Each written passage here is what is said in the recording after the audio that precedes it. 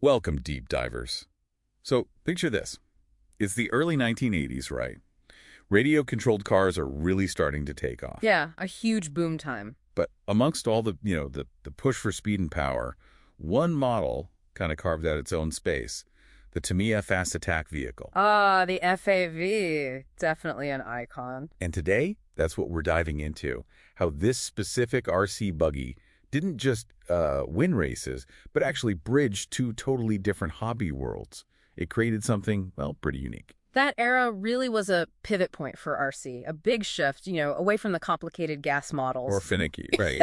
Towards more accessible electric kits, and the off-road buggy scene just exploded. Tamiya, who were already like titans in static plastic model. Sector detail stuff. Right. They saw this happening and brought their meticulous engineering approach into this booming electric RC market. Okay, so Tamiya wasn't just another company jumping on the bandwagon then. What was their secret sauce? What made their approach different here? Well, it wasn't really about just building the fastest car. Tamiya was focused much more on the whole experience. The experience. How so? Their kits, you see, they were designed to help you build this intimate understanding of the mechanics.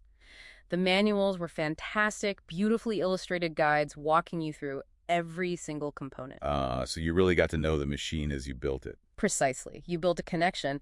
These weren't just toys. Tamiya always positioned them as hobby-grade model kits. Serious stuff for enthusiasts. Yeah, building on their static model heritage. Yeah. And okay, speaking of unique, 1984 rolls around and they launched the FAV, kit number 58046.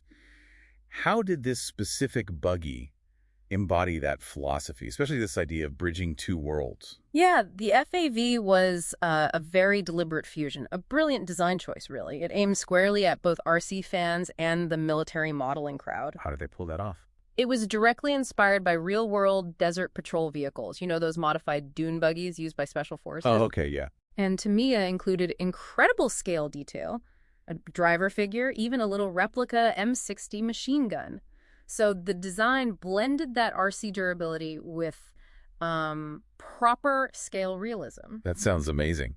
What about the actual construction? What were the key bits that gave it that special feel? Well, it had a pretty durable ABS resin bathtub chassis, kind of like a tough base protecting the internals. Standard enough for buggies then. Reasonably, yeah. And classic rear-wheel drive. But crucially, the body was a multi-part, injection-molded, high-impact polystyrene. A hard body. Not the usual flimsy Lexan shell. Exactly. You had to assemble it, glue it, paint it. Just like one of their static military models. A very different process for an RC car back then. And the suspension. Yeah. I've heard stories. It had the right look, didn't it? Four-wheel independent trailing arms like the real desert racers. It did, visually. But the damping, that came from simple coil springs and friction dampers. The infamous pogo sticks. That's what they got called. Affectionately, or maybe not so affectionately sometimes. Pogo sticks. Oh. But what's fascinating, truly, is that this very limitation, this boinginess, was key to the FAV's massive fun factor. Really? How does that work? Less performance equals more fun. Kinda. It wasn't built for pure speed. Its lively, sort of bouncy ride demanded real skill, active input from the driver. You had to work with the car. So you couldn't just point and shoot. No way. And that led to this really rewarding feeling, bouncing around at lower speeds, right at the limit of what the car could do. It wasn't about power. It was about mechanical sympathy, understanding and controlling this quite spirited machine. That's counterintuitive, but makes sense. Yeah. The challenge was the fun. And I guess that unique hard body also made it perfect for customization. Oh, absolutely. A fantastic canvas. Owners would spend hours on paint jobs, weathering effects, adding extra scale bits and pieces. Making it their own. Totally. It became a personal expression. Communities sprang up around modability. And even today, you've got designers 3D printing things like replica engines or jerry cans for it. Amazing longevity. And Tamiya, they knew they were onto something. Just a year later, they released the Wild One, Kit 58050. Built on the same base chassis, right? Exactly the same chassis. But it offered a different flavor. It had crucial upgrades, like proper aluminum oil-filled shock absorbers. Getting rid of the pogo sticks. Right. And a lighter polycarbonate body, so it shifted more towards a higher performance sandrail look. It just showed how cleverly Tamiya could create different experiences from one single platform. And that popularity, it just hasn't faded, has it? Tamiya really tapped into nostalgia with the re-releases. the 2011 FAV Kit 58496. Yep, and that cool shark mouth version in 2012, too. Were they just straight copies?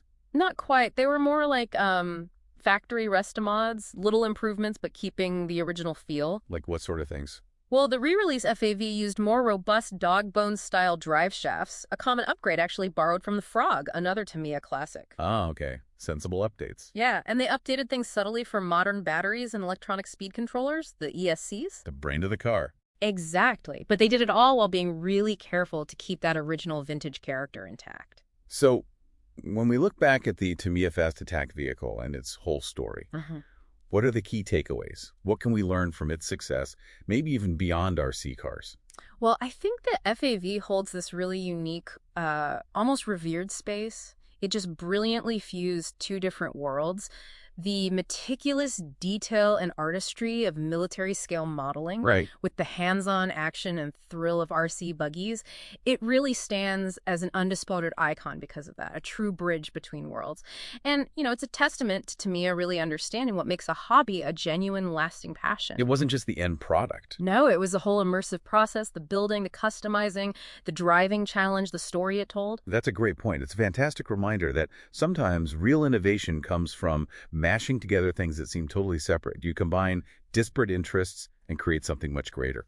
So maybe the thought to leave everyone with is next time you're exploring a new field or even just your existing hobbies, what unique fusions could you discover? What combination might lead you to create something entirely new and maybe just as enduring?